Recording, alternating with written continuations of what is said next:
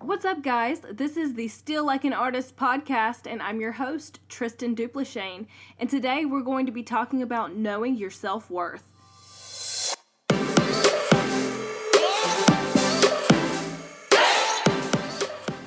Knowing your self-worth is so important in this community. If you are a growing artist or business owner, you need to know your self-worth so that way you know when to say no to something. If you just let people walk all over you and determine your prices, you're never going to get to that point in your career that you're wanting to go. Your self-worth is something you're going to always take with you where you go. You have this staple that this is what you believe, this is how you feel, and this is the way people are going to treat you. Your self-worth is something people cannot take away from you. If somebody says you're not worth the income that you're charging, then that's when you have to be like, that's okay. These are my prices, and that's the way they're going to be. I mean, not every client is your client. There is a dream client, and you just have to find who your dream client is, and that client will choose to work with you. Your dream client that you are catering to is going to love you as well, and you just have to find that person, that clientele, and just go for it. If somebody tells you that you're too expensive or that your work is not worth what you're trying to charge, then that's how they feel, and that should not determine the way that you run your business and you price your items or your art or your service.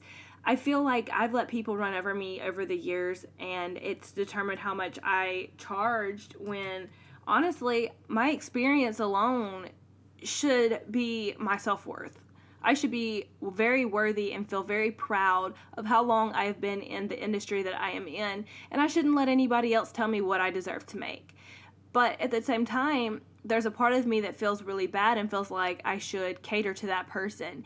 And now that I'm older and I've also learned a lot of business savvy advice from people, I've definitely learned that your dream client is going to value you. That person that you want to work with and work for, they're going to value you and they're going to love you and they're going to pay you your rates. And some people that really value you have to work a little harder to be able to afford you.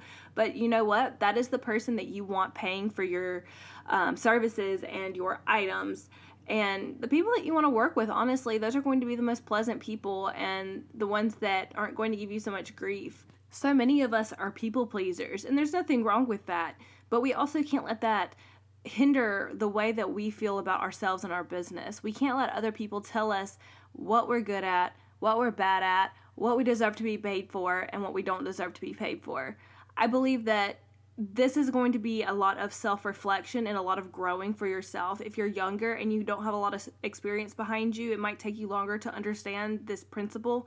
But a huge foundation in having a successful business is knowing your worth and getting what you deserve.